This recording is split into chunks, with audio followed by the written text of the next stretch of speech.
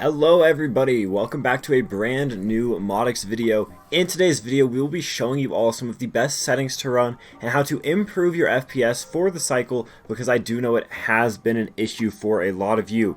Now right here on the screen, here's the comment for the video idea, so shout out to you for giving us this idea that we can make. If you all have any video ideas and would like your comment featured in a video, be sure to drop the comment down below and we'll be sure to record those videos. Also, if this helps you, leave a like and subscribe. We appreciate it very much. Now, into the video. So, the cycle is not the best optimized game. I think that we can all agree that, but there are some settings and some things that you can change in order to make this better.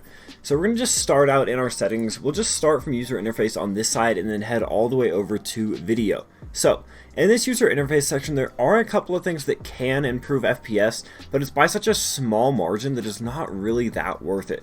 So like for instance, if you turn all of these off, you might get a couple more frames. So if you're really desperate for those frames, you could. But these are some important things, like showing the damage numbers on players and AI, and then the credits on kill and the kill indicators.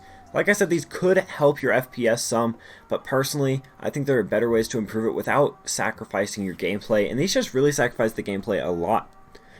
Now if we head into our game settings here, there isn't anything too important. Field of view movement changes, you can check this off and then your field of view is going to stay the same even while moving, which could help you out, but again, not that important. In your key bindings, there's nothing that you're going to need to change.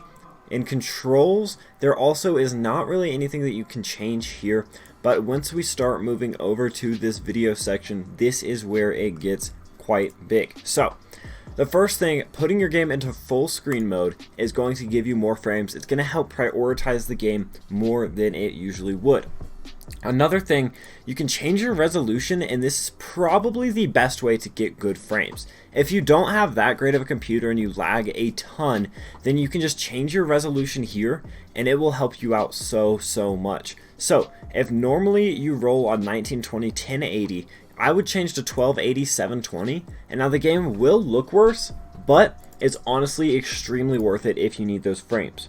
If you don't want to actually change the physical resolution of your game and your monitor, you can just turn down the resolution quality to wherever you want. You can test this out, see what helps. I would start probably at about 80 and then just slowly move down. This gives you a little more control over how your game looks while still helping out your FPS.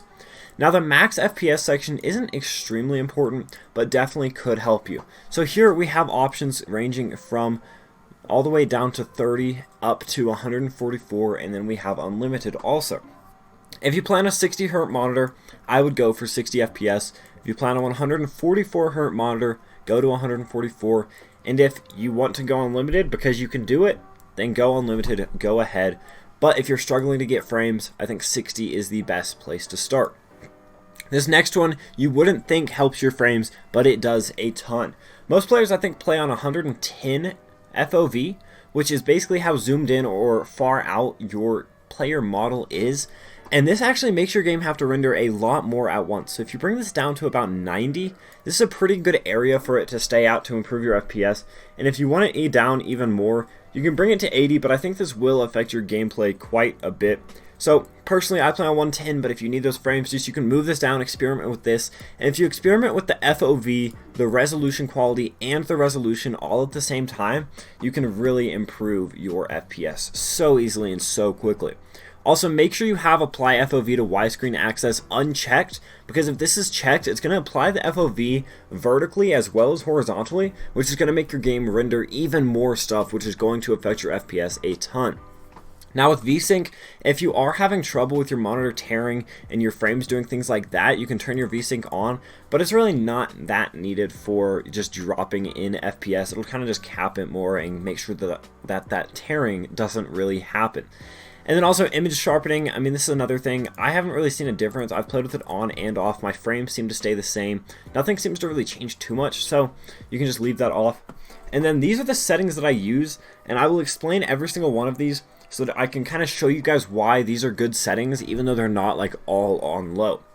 So I have everything on low except for view distance and foliage quality. This might seem really weird, but this makes the game look really good in my opinion. Because view distance, you're able to see players from still a medium distance away, and then foliage quality, it actually makes all the plants and stuff around you look nice, and since you are around so much foliage and grass, it kind of just overall boosts your game quality.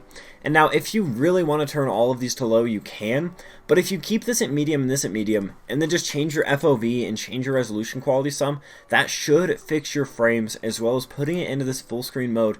I personally play on windowed full screen just because I stream and play the game and record a lot, and being able to switch to monitors is very important for me, but full screen mode is the best way to get better frames because it's going to be dedicating all of that to your one monitor. Now again, that is the settings that you should be using if you are trying to increase your frames. Let me know if this does help you, because I genuinely want to know who has been helped by this.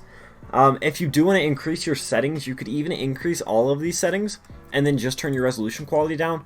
But personally, playing in 1920 to 1080 with the high resolution quality is kind of the move, and then just changing it to these. Again, if you can deal with higher frames and higher settings, you can go ahead and move anything up that you do want.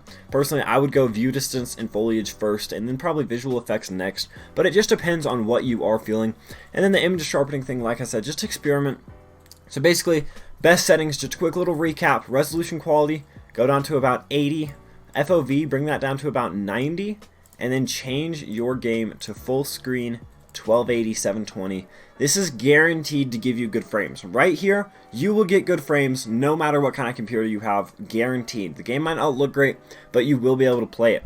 If you have a better computer, you can move this up to 1920 1080. This should still get you good frames, and then just slowly move this stuff up and just practice, go into virtual training, see what works best for you.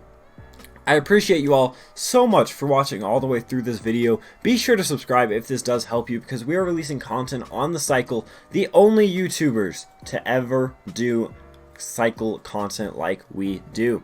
Thank you all so much for watching. Like I said, leave a like, and I will see you in the next one. Peace.